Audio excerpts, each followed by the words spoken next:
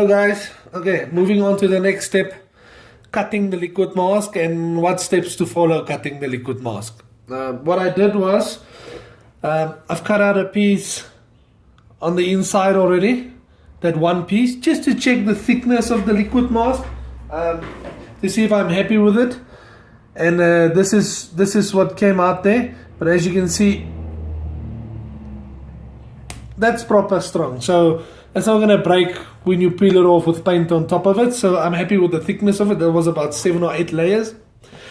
The next step I can give you is when you put in a new blade for cutting, wipe it off. There's always oil or something on the blades. Just wipe it off.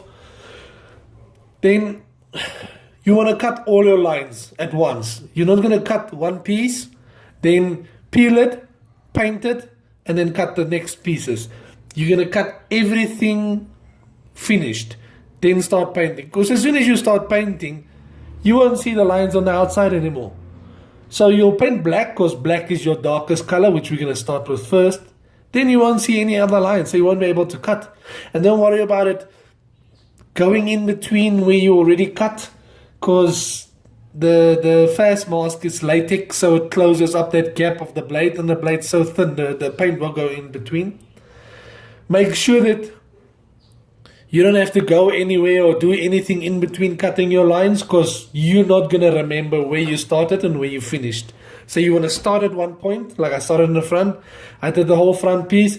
I moved all the way to the back doing all the cutting, so I know every line is cut. And make sure where you cut, because you don't want to cut that same line twice.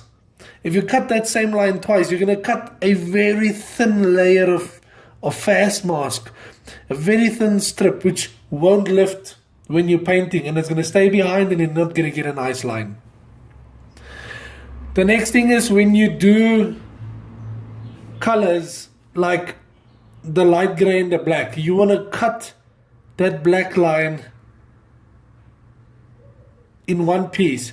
You don't want to cut through the black, like I did with the it's not here, the James Dean replica I did. You don't want to cut like that's a black line right there, and then that's a black line. You don't want to cut through that black, because when you cut through it and you cut too deep, when you peel it in your paint, that white the blade makes when you cut into the Lexan is going to show there. So it's going to show that you cut a line through that paint. When you cut a line on the black and on the red, it doesn't matter, because that's where your split will be with your two colors. So you won't pick up that line. But if there was a line through the red, yeah, even though it was, if I cut with the blade through this red and it's red both sides, you'll see that line, because you marked the body already. It's very difficult to cut liquid mask without touching the body and cutting into the body. So make sure that you cut everything in one piece as possible. So I did all of this on this side already.